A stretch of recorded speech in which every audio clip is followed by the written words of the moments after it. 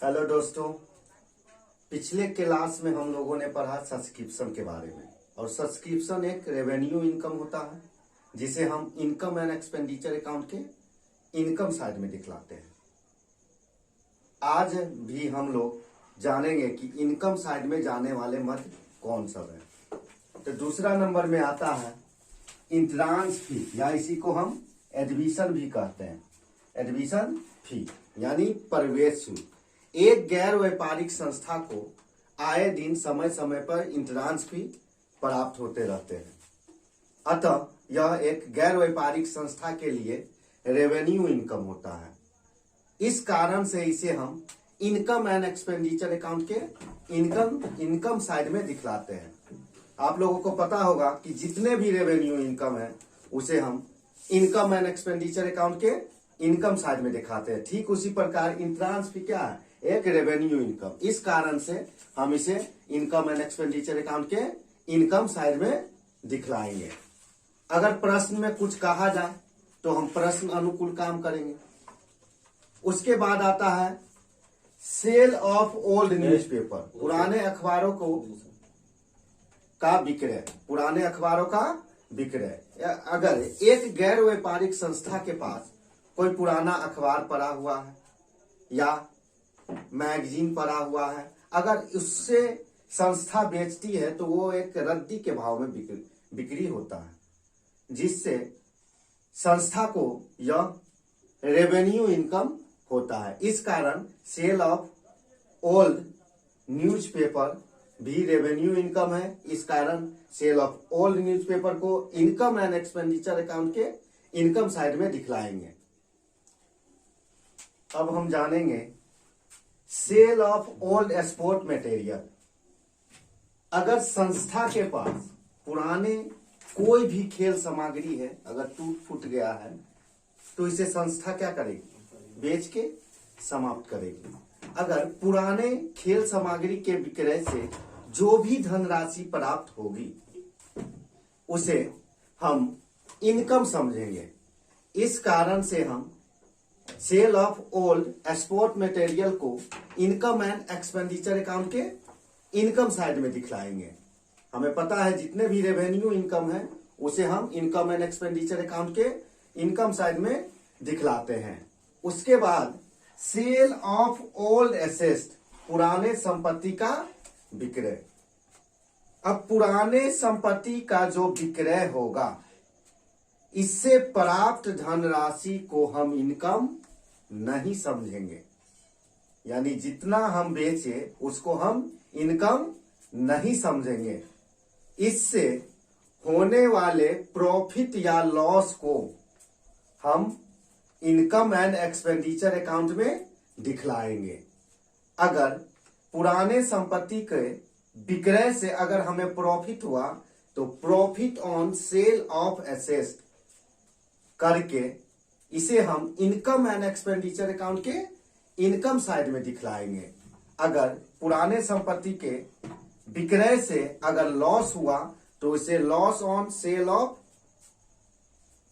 Asset करके income and expenditure account के expenditure side में दिखलाएंगे। अब हम जानेंगे डोनेशन के बारे में, मतलब दान।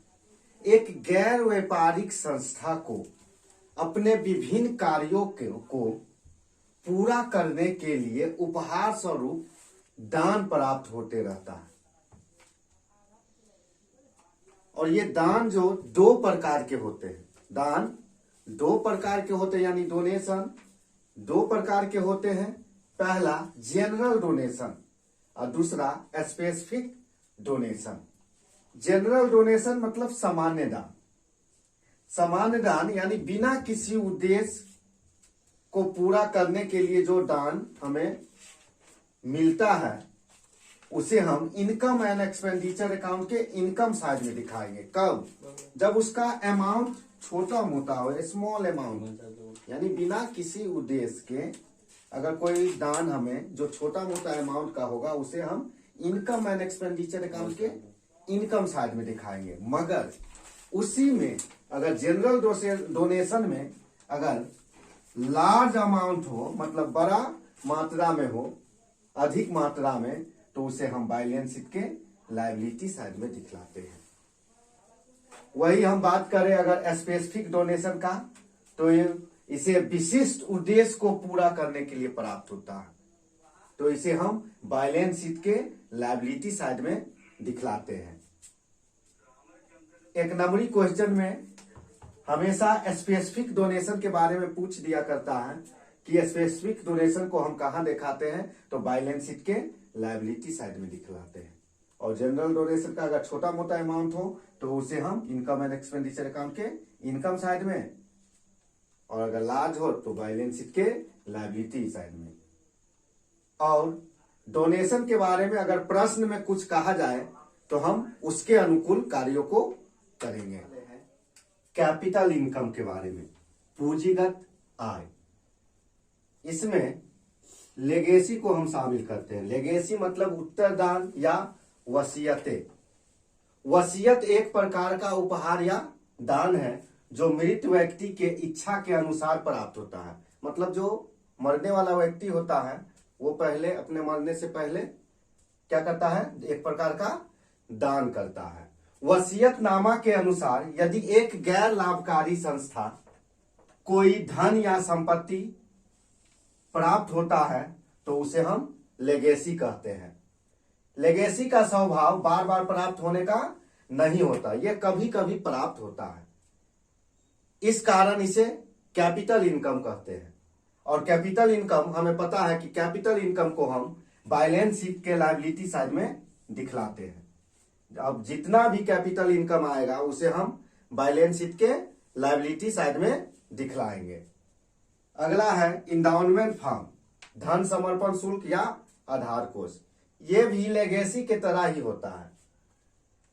इसे भी हम लोग कैपिटल इनकम मानकर इसे हम बैलेंस शीट के लायबिलिटी साइड में दिखलाते हैं। कुछ धनी व्यक्ति इस प्रकार के निधि को क्या करते हैं, समर्पित करते हैं।